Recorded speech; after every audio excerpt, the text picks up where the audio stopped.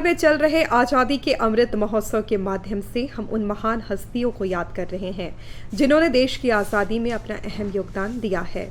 इसी कड़ी में जालियांवाला बाग से जुड़ी कहानी।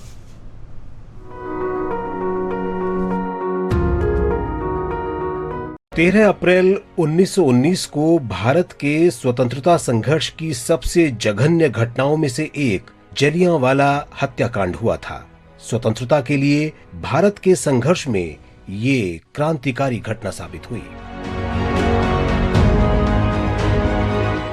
10 मार्च 1919 को रॉलेट एक्ट पारित किया गया, जिससे सरकार को राष्ट्रवादी गतिविधियों से जुड़े किसी भी व्यक्ति को बिना मुकदमा चलाए जेल में बंद करने या नजरबंद रखने का अधिकार मिल गया था। इससे राष्ट्रव्यापी असंतोष फैल गया।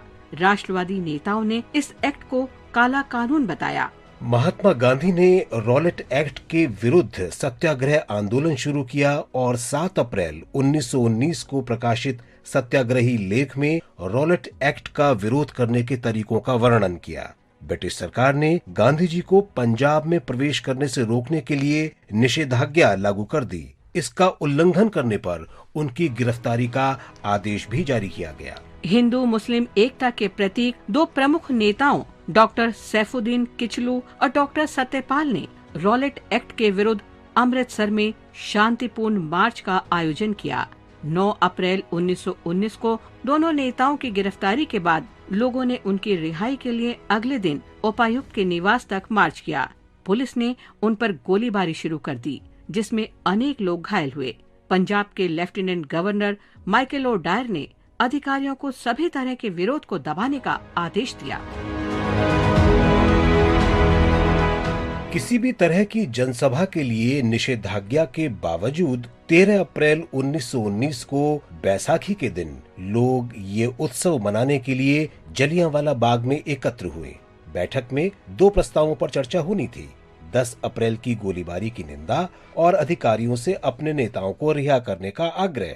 जब पुलिस को सूचना मिली तो आतताई ब्रिगेडियर जनरल रेजिनाल्ड डायर अपनी सेना के साथ जलियांवाला बाग की तरफ रवाना हुआ। उसने सैनिकों को लेकर बाग में प्रवेश किया और बिना किसी चेतावनी के गोलीबारी का आदेश दे दिया। लोग बाहर की तरफ दौड़े, लेकिन डायर ने अपने सैनिकों को निकास द्वार की तरफ गोलीबारी का आदेश दे दिया। 10-15 मिनट तक अंधाधुंध गोलीबारी होती रही, जो गोलियां खत्म होने के बाद ही थमी। इस दौरान 1650 से अधिक गोलियों के राउंड दागे गए। जनरल डायर ने 291 लोगों के मारे जाने की बात कही, लेकिन मदन मोहन मालवीय के नेतृत्व में गठित समिति सहित अन्य रिपोर्ट के अनुसार गोलीबारी में 500 से अधिक लोग मारे गए। हत्याकांड की सूचना देश भर में फैल गई और विरोध स्वरूप गुरुदेव रविंद्रनाथ ठाकुर ने किंग हुड की उपाधि वापस कर दी। हत्याकांड के दिन जनरल डायर की कार्रवाई को तत्काल पंजाब के lieutenant governor Michael O'Dwyer की स्वीकृति मिल गई और उन्होंने कहा, आपकी कार्रवाई सही है, लेफ्टिनेंट गवर्नर अनुमोदित करते हैं। दोनों ब्रिटिश अधिकारियों रेजिनाल्ड डायर और माइकल ओ डायर को उग्र आलोचना का सामना करना पड़ा। हत्याकांड की जांच के लिए 14 अक्टूबर 1919 को डिसऑर्डर इंक्वायरी कमेटी बनाई गई, जिसे हंटर कमीशन भी कहते हैं।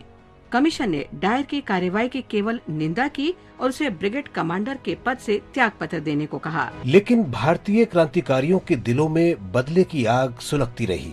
क्रूर ब्रिगेडियर जनरल रेजिनाल्ड डायर ने मस्तिष्क आघात के कारण 1927 में दम तोड़ दिया, लेकिन पंजाब के तत्कालीन lieutenant governor Michael O'Dwyer को अपने कुकर्म की सजा भुगतनी पड़ी। जब हत्याकांड के 21 वर्ष बाद 13 मार्च 1940 को लंदन में क्रांतिकारी स्वाधीनता सेनानी ऊधम सिंह ने उसे गोली मार दी। स्वतंत्रता के बाद भारत सरकार ने 1951 में क्रांतिकारियों और जघन्य हत्याकांड में मारे गए लोगों के स्मृति में जलियांवाला बाग में स्मारक बनवाया। ये संघर्ष और बलिदान के प्रतीक के रूप में खड़ा है और आज भी युवाओं को देशभक्ति की प्रेरणा दे रहा है।